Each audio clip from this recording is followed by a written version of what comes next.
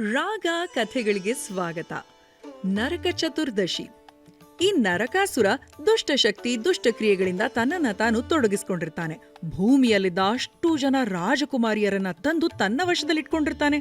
ಅವರನ್ನೆಲ್ಲ ಭೋಗಿಸಬೇಕು ಅನ್ನೋದಲ್ದೆ ಬೇರೆ ರೀತಿ ದುಷ್ಕೃತ್ಯಗಳನ್ನ ಮಾಡ್ತಿರ್ತಾನೆ. ಇದನ್ನು ಸಹಿಸಲಾರದೆ ದೇವತೆಗಳೆಲ್ಲ ವಿಷ್ಣುವಿನ ಮೊರೆ ಹೋಗ್ತಾರೆ. ಆ ಸಂದರ್ಭದಲ್ಲಿ ವಿಷ್ಣು ಕೃಷ್ಣನ ಅವತಾರದಲ್ಲಿರ್ತಾರೆ. ಈ ನರಕಾಸುರನನ್ನ ಕೊಲ್ಲೋದೇ ದೊಡ್ಡ ಸಮಸ್ಯೆ ಆಗಿತ್ತು.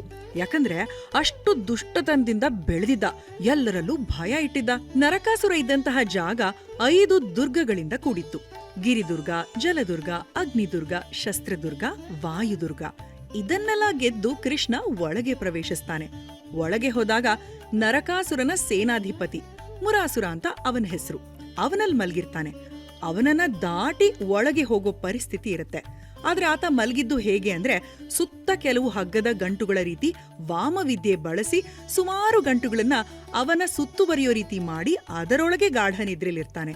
ಆ ಗಂಟನ್ನೆಲ್ಲ ಬಿಡಿಸೋದು ತುಂಬಾ ಕಷ್ಟ ಅಂತ ಕೃಷ್ಣ ಏನ್ ಮಾಡ್ತಾನಂದ್ರೆ, ತನ್ನ ಪಾಂಚಜನ್ಯವನ್ನ ಜೋರಾಗಿ ಊದ್ತಾನೆ. ಹೃದಯವೇ ಒಡೆದು ಹೋಗೋಷ್ಟು ಶಬ್ದ ಆಯ್ತು. ಸಿಡಿಲಿಗಿಂತ ದೊಡ್ಡ ಶಬ್ದ ಬಂತು. ಆ ದೊಡ್ಡ ಶಬ್ದಗಳಿಂದ ದುಷ್ಟ ಶಕ್ತಿಗಳೆಲ್ಲ ನಾಶ ಆಗತ್ತೆ. ಅವನ ಗಂಟೆಲ್ಲ ಬಿಚ್ಕೊಳ್ಳುತ್ತೆ. ಮುರಾಸುರನನ್ನ ಕೊಲ್ತಾನೆ ಕೃಷ್ಣ. ಹಾಗಾಗಿ ಕೃಷ್ಣನಿಗೆ ಮುರಾರಿ ಅಂತ ಹೆಸರು ಕೂಡ ಬಂತು. ಈ ಸಿಡಿಮದ್ದಿನ ಶಬ್ದದಿಂದ ದುಷ್ಟಶಕ್ತಿ ನಿವಾರಣೆ ಆಯ್ತು.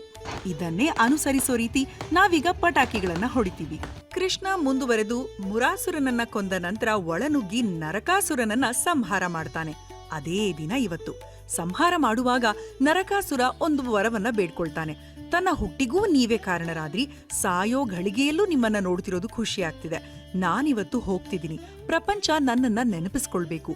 ಅಮಾವಾಸ್ಯೆ ಹಿಂದಿನ ದಿನದ ಈ ಚತುರ್ದಶಿ ನನ್ನಿಂದ ಕರೆಯಲ್ಪಡ್ಬೇಕು ಅಂತ ಕೇಳ್ಕೊಳ್ತಾನೆ. ಹಾಗಾಗಿ ಇವತ್ತು ನರಕ ಚತುರ್ದಶಿ ಅಂತ ಕರೆಯೋದಿಕ್ಕೆ ಶುರುವಾಯಿತು. ಇವತ್ತಿನಿಂದ ಧರ್ಮ ಮತ್ತೆ ಹುಟ್ಟಿತು, ಅಧರ್ಮ ದುಷ್ಟಶಕ್ತಿ ನಾಶ ಆಯಿತು. ಈ ಕಥೆಯ ಮುಂದುವರೆದ ಭಾಗ ಮುಂದಿನ ರಾಗ ಕಥೆಗಳಲ್ಲಿ. ನೋಡ್ತಾ ಇರಿ ರಾಗ ಕಥೆಗಳು.